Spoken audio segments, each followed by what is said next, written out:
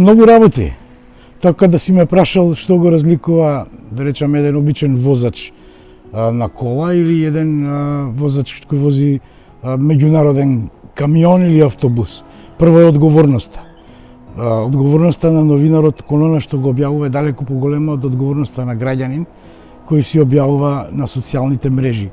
Најчесто не е должен да ги провери изворите, да стои за тоа што е напишано, дали е точно, дали е целосно точно, дали има други аспекти на информацијата.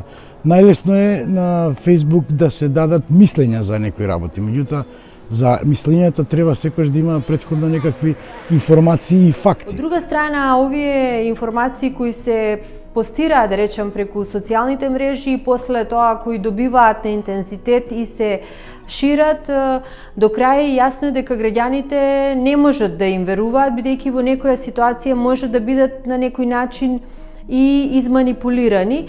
И мислам дека со овакви содржини, не до крај проверени и од социјални мрежи се полна дел од медиумите, бидејќи имаме проблеми во професионалноста и во нивото на кој функционираат медиумите.